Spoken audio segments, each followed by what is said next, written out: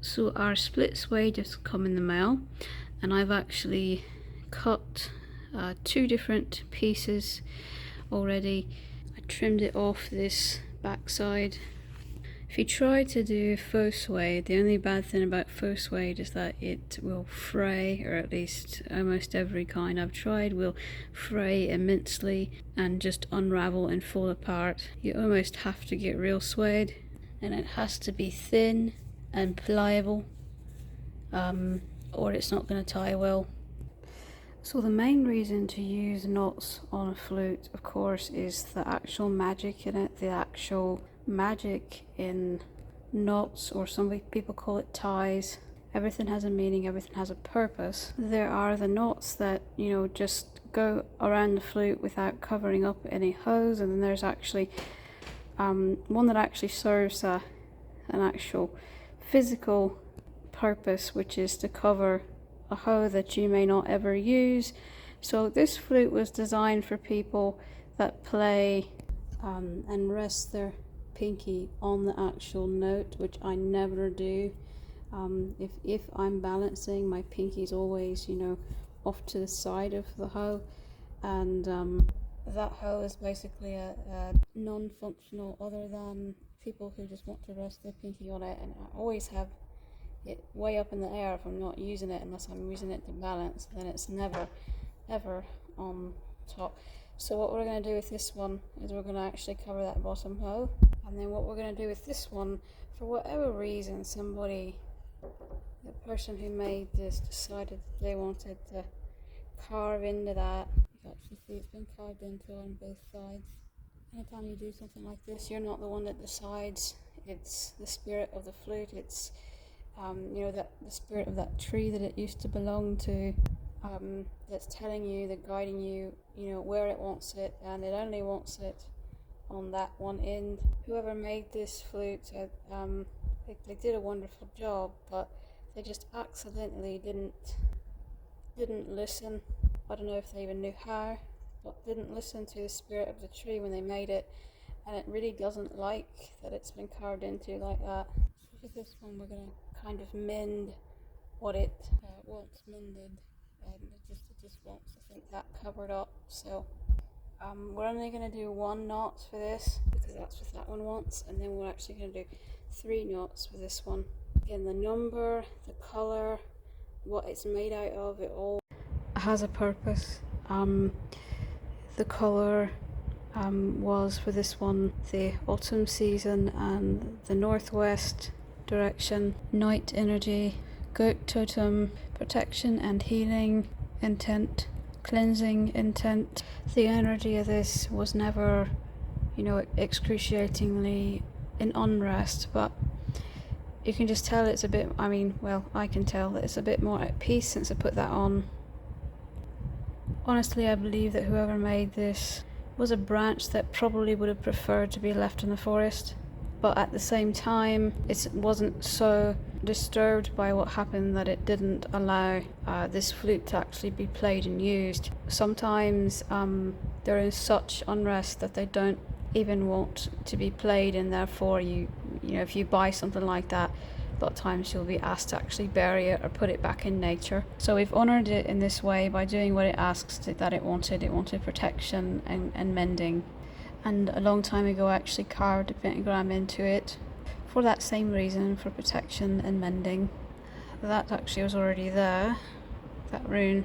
Sometimes when people tie it, they'll actually say aloud something, and sometimes I will say aloud, and other times I'll say it in my head, and other times it's just the emotion and the energy that I put forth into it. It really just depends on what I'm being guided to do.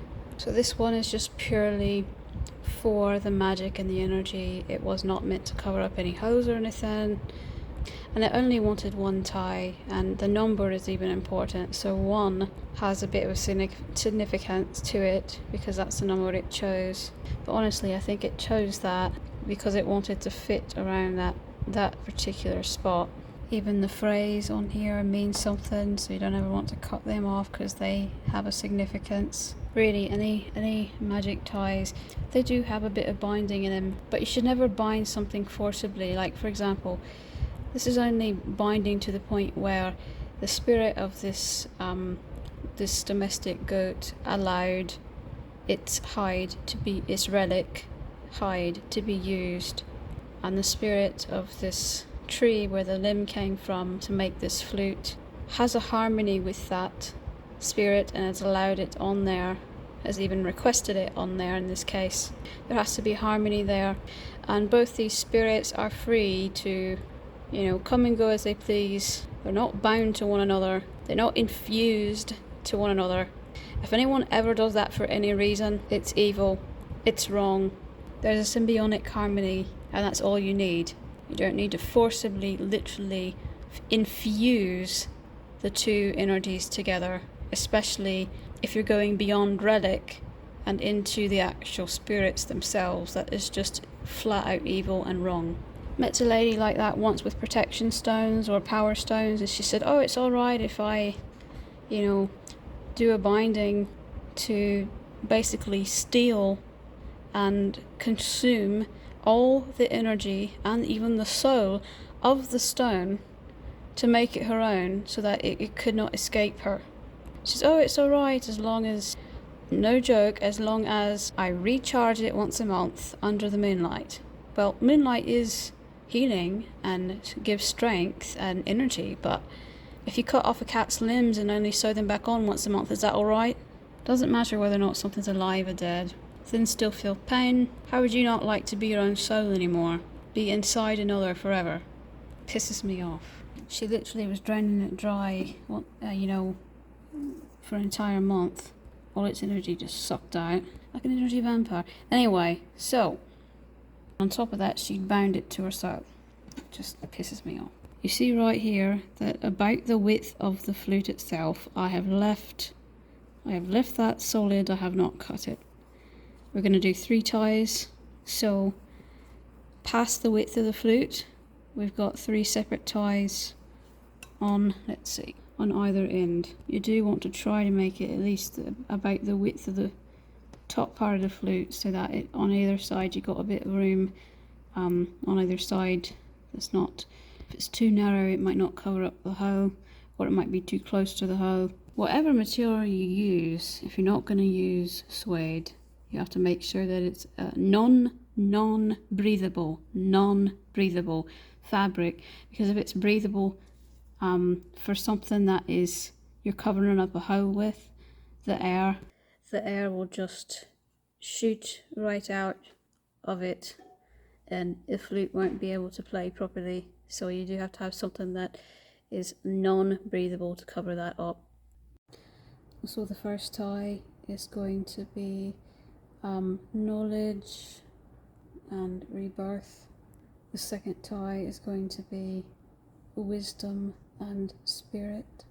The third tie is going to be strength and protection. And guess what? We've got these two, one on each side, even though there's 3 ties, so there's 6 altogether, and that's why I'm pairing them like that, with 2 connected meanings for each tie. And we did something similar with this one, with the protection and healing. That's got the 2 ties. I'm not going to actually show you the process of the actual knot, because that's a sacred thing, and I don't want to show you the actual, process of the ritual magic stuff, but I'll show you before and after.